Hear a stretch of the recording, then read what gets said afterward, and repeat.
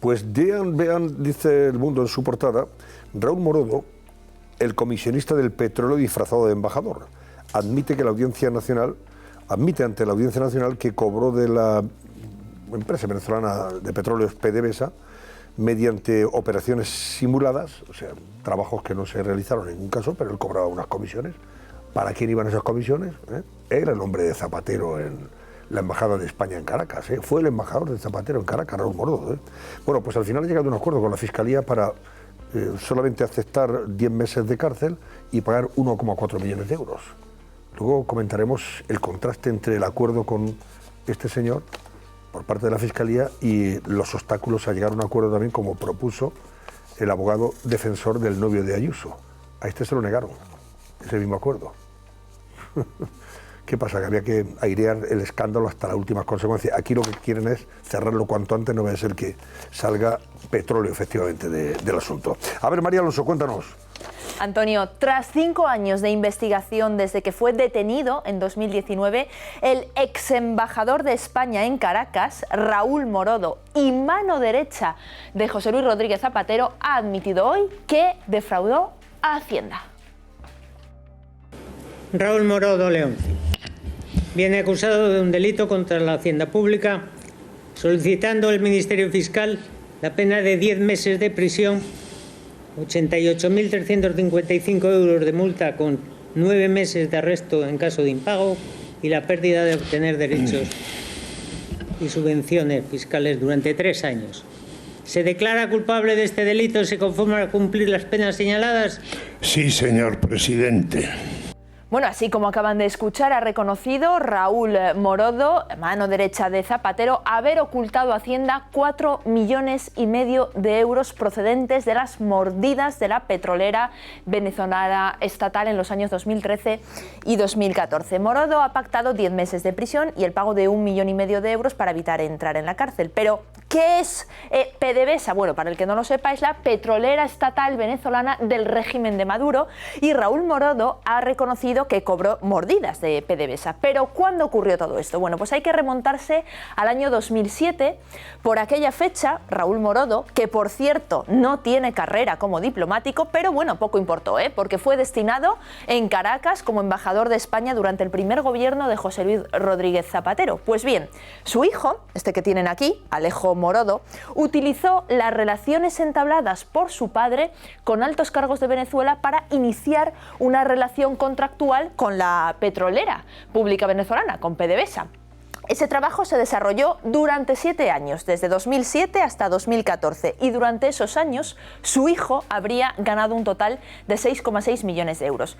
Pero claro, la pregunta es obligada. ¿Qué papel ha jugado Zapatero en todo esto? Bueno, el opositor venezolano, Juan Guaidó, y Eduardo Figueroa, expreso del régimen de Nicolás Maduro, nos lo adelantaban en este programa hace unos días. Mira, para nosotros es bastante sorprendente que el expresidente Zapatero siga en esa actitud, no solamente de intermediación, insisto, de lobby, de blanqueamiento de imagen de un dictador y sin entrar en terreno de especulación, Antonio, evidentemente deja mucho que pensar. Ya si hay denuncias, por ejemplo, de quienes fueran embajadores de Zapatero que tienen una vinculación, una confrontación directa con Chávez en ese momento. Eso ya data de mucho tiempo. Hubo contrataciones muy grandes. Porque Rodríguez Zapatero siempre, pero en los últimos 10 años él ha fungido como un legitimador, un blanqueador de lo que es el régimen de Venezuela, público y notorio. Las hijas de Rodríguez Zapatero tienen una empresa, si no me equivoco, se llama algo así como What a Fab, la cual opera en Venezuela también. Él ha sido realmente un lobista para el régimen, sabiendo y estando muy consciente de que en Venezuela ya estamos hablando de genocidio.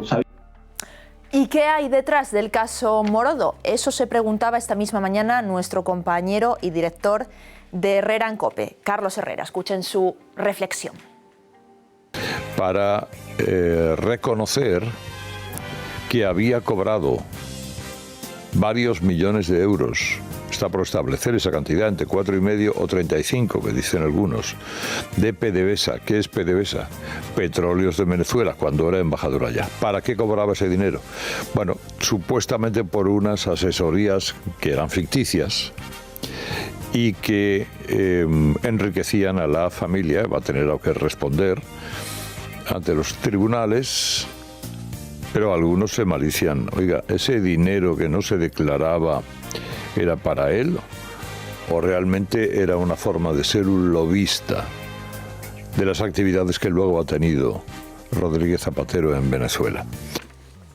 Pues hombre, algo tiene que haber en relación con eso, porque si tú haces unos trabajos ficticios por los que estás cobrando unas importantes comisiones sin especificar qué tipo de trabajos son, te los inventas con el fin de justificar esos pagos, le habrán pagado por algo. ¿A cambio de qué le pagaban las mordidas a este señor? Hay que aclarar, digo, porque puede parecer, bueno, pues oye, 10 meses de cárcel y tal, aunque haya sido muy beneficioso, que el juicio es... Creo que no va a cumplirlos, no. Al ser, claro. Pero 10 meses de cárcel, claro. No entra en prisión, ¿no? Pero y se lo ha llevado calentito, esa condena es por el fraude fiscal, es decir, por un dinero que recibes y que no pagas impuestos, se refiere a eso. Ahora, ese dinero que procede de mordidas presuntamente y tal, es otra cuestión distinta. Este señor es un embajador y eso está constatado. Una empresa pública con un trasfondo de corrupción enorme le entregó enormes cantidades de dinero. Lo que pasa es que eso, bueno, a la justicia española pero es un delito. En todo caso será en Venezuela donde tendrá que resolver ese asunto. Pero son dos asuntos distintos. Y el segundo que se resuelve ahora es decir que además de ese dinero, esas mordidas, esas comisiones, es que no declaraste a Hacienda y no pagaste a Hacienda lo que correspondiera. Pero no hace limpio el proceso anterior, que es la obtención de toda esa cantidad de dinero. Voy a preguntarle a... Llama la atención que en 2007, cuando está Rodríguez Zapatero de presidente del gobierno, ya lleva 3 años, es cuando le envía como embajador, que además se ha dicho aquí, no tiene la carrera diplomática, no es un embajador de carrera. No, es abogado. Y es un abogado que ha tenido en la trayectoria del PSOE un peso específico muy importante. Ya viene de la época de Tierno Galván, o sea que es un perro viejo, por así decirlo, en política. Chencho Arias, buenas noches, señor diplomático, ¿cómo está usted? Hola, buenas noches. ¿A qué conclusión llega usted, si es que llega alguna después de ver este asunto? De un señor que no es diplomático, pero se viste de diplomático y cobra unas comisiones que, vamos, fíjese... Bueno, vestirse de diplomático tiene derecho. Y además, ya se había vestido de diplomático unos años antes porque fue embajador en Lisboa. Ahora bien, ¿qué hace un diplomático, siendo de carrera o no de carrera, cobrando comisiones del gobierno ante el que está acreditado? Claro. Eso es inconcebible, está totalmente prohibido. El embajador no puede hacer negocios de ningún tipo en el país en el que está acreditado. Ni directamente, ni con la pantalla de su hijo. Ya, pero entonces Chencho... yo ya había oído cuando estaba... No, te iba a decir, decía antes Julián, cuando a él se le juzga, vamos, se llega a este acuerdo por parte de la Fiscalía por un delito fiscal cometido en España, pero no por haber estado cobrando comisiones siendo embajador de España allí. Bueno, pero a mí me llama más la atención que cobre comisiones del gobierno ante el que está acreditado, que oculte la cantidad ganada al fisco español. Y por tanto, ¿qué es más delictivo para ti? Hacer negocios con el país que está acreditado, tú, embajador, eso es inadmisible, inadmisible. Pero sería más delito entonces eso, el haber estado utilizando la embajada para hacer negocios en beneficio para mí como diplomático, sí. Hombre, la cantidad defraudada a Hacienda también es considerable para que sea un tema grave. Pero para mí es más grave que haga negocios en Venezuela, siendo el embajador de España en Venezuela. Sí. No, pero aquí y también saber si todo ese dinero se lo llevó a él o lo repartió con alguien. Porque claro, y también a cambio de qué, porque claro, él cobraba unas comisiones y cobró una pasta, pero dice que justificaba ese cobro con informes de asesoría que, en fin, se las inventaba. Por eso no te van a dar dinero. Tendrías que hacer algo. Algo hiciste. ¿Qué hizo este señor para que le pagaran eso? Pues ¿Y con quién compartió las mordidas? ¿Eso no se investiga? Por lo que me contó un diplomático que estuvo en Venezuela, sí. Cuando alguna empresa española o algún particular español tenía un problema con las autoridades venezolanas, entonces Raúl Morodo, que por cierto no es abogado, es catedrático, Raúl Morodo lo desviaba hacia su hijo y le decía: conozco una persona que a usted le puede sacar del apuro, lo cual también es bastante inmoral, que tú estás acreditado en Venezuela y desvíes negocios hacia tu hijo, que va a cobrar unas comisiones. Es muy feo, es muy feo. Pero yo, dado que habéis sacado a Venezuela y a Zapatero, a mí me da más vergüenza el hecho. Yo no sé si Zapatero está cobrando. Es más, estoy dispuesto a creer que no, pero me da más vergüenza que Zapatero, una persona que va de demócrata por el mundo, una persona que se queja de lo horrible que era el sistema de Franco y que él vino a regenerar la democracia, se ponga a limpiarle la cara, a maquillar, a blanquear a un régimen más apestoso que el de Franco. Eso es lo que me deja muerto, y me doy cuenta del cinismo de algunos políticos, empezando por Zapatero. Bueno, pues Chencho, gracias y buenas noches. Nada, un placer, hasta luego. Adiós, Chencho Arias.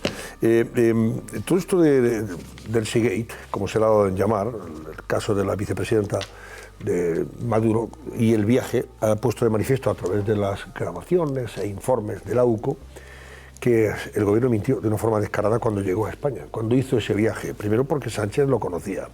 Sánchez sabía 4 días antes que iba a venir, porque así se lo comunicó el ministro Ábalos. Viene la vicepresidenta, hemos solucionado el problema de Duro Felguera, que no sabemos qué problema fue. No, tenía una deuda que cobrar, sí, también. Pero no se sabe si la cobró o no la cobró. Igual que en Europa. No se sabe si se cobró o no se deuda, no hay papeles ni nada de eso. Bueno, entonces vamos a intentar arreglarnos con ella aquí, asuntos pendientes, etcétera, etcétera. Se le había preparado una visita casi oficial, de 3 días en Madrid, con reuniones con ministros, incluido ella, restaurantes, despachos en los ministerios, naturalmente con médicos, etcétera, etcétera. 4 días antes lo sabía Zapatero. Bueno, pues cuando se le preguntó al gobierno, después de pasar todo esto, cuando se le preguntó a la ministra portavoz entonces, María Jesús Rodríguez, dijo: no, nos hemos enterado cuando el avión ya estaba volando hacia Madrid, mintiendo. También Sánchez dijo que no sabía nada hasta el último momento, porque además desconocían que estuviera esta señora sancionada por la Unión Europea, que no podía pisar sobre español. También se le descubre la mentira, ¿no? Sí, es una tras otra, ¿no? Una tras otra. Vamos a recordarlo, porque tenemos ahí grabaciones del pasado que ahora se hacen muy presentes y revelan la inmoralidad del gobierno, la actuación que tuvo en este asunto. El señor Ábalos hizo su deber, que fue evitar una crisis diplomática con su intervención. No hubo reunión, a la pregunta de si hubo reunión.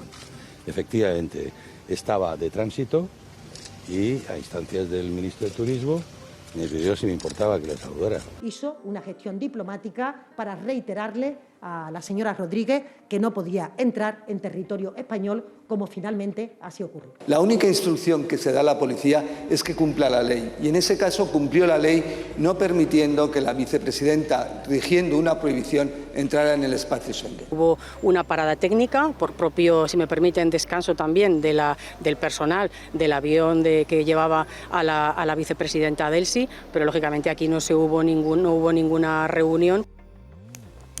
Quizá lo más sorprendente son las declaraciones de Sánchez, cuando dice: hombre, evitó Ábalos con su reunión una crisis diplomática. Él podía haber evitado ese conflicto diplomático. Si 4 días antes lo sabías, con haber comunicado que no puede venir, no viaja y punto. Ábalos preparó concienzudamente ese viaje, lo preparó con Aldama. Aldama tenía interés en ese viaje. Se lo preparan con todo lujo de detalles, como tú bien dices, 3 o 4 días en los que Delcy Rodríguez iba a estar en España, y se lo comunica al presidente del gobierno, y el presidente del gobierno se da por enterado de que efectivamente Delcy Rodríguez va a estar en el país y va a estar 4 días, va a ir a IFEMA, va a estar reunida con diferentes ministros, cuando no sé hasta qué punto no sabía que podía o no pisar territorio español. A partir de ahí, todo lo que se nos cuenta es mentira, hasta el punto de que Ábalos da 5 versiones diferentes de lo que pasó en ese aeropuerto.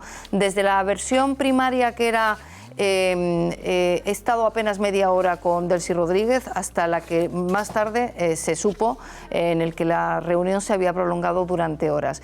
De ese viaje nos quedan muchas dudas, por supuesto, que en algún momento probablemente conoceremos, y una de las dudas que nos queda es qué pasó con ese oro que, por supuesto, venía en ese avión. Los aviones, cuando hacen escalas técnicas, no paran en Madrid.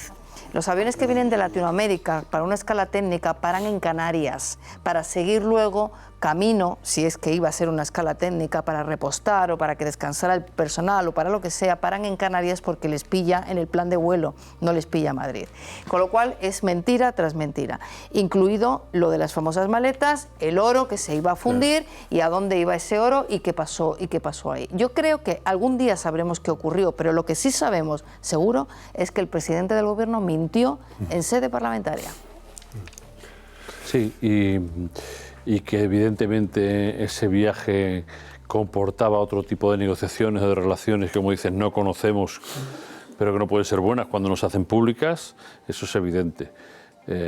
Y que el gobierno es sospechoso por las continuas mentiras. Ábalos, durante algún tiempo, después de dejar el poder, lo que dejaba correr era que había sido el presidente del gobierno el que le había llamado a él de noche, estando en su casa en pijama, para que fuera a atender esto porque Marlaska no quería ir. Es una de las versiones, sí. Es una de las versiones que salían del entorno de Ábalos. Ya sabemos que tampoco era verdad. No va el ministro de Exteriores, no va el ministro del Interior, no, va el ministro de Fomento. Y ahí no hemos escuchado, no ha salido ese momento cuando, por ejemplo, el entonces portavoz del gobierno, que era María Jesús Montero, dijo que ellos conocieron el viaje cuando ya estaba volando. Conocieron que la vicepresidenta venía a España cuando ya estaba montada en el avión y venía para acá. Y luego los paños... que antes nadie sabía absolutamente nada. Las maletas, ya parece que hay maletas que salieron y que luego volvieron, en fin, realmente estamos lejos de saber la verdad, pero la verdad es fea. Sí. No lo que sabemos es que se faltó a la verdad y se mintió por parte del gobierno, pero en todo. No, sabemos es que es inconfesable, y cuando algo es inconfesable, y cuando es inconfesable será volado. Sí. Bueno, me sorprende luego los paños calientes que tiene el gobierno de Sánchez con Venezuela, a diferencia de lo que siempre muestra cuando se trata de cantar en las 40 a Israel, ¿no? Ese trato de favor, yo creo que viene también de ahí, ¿no? De esas relaciones subterráneas que hay, inconfesables, como se ha dicho.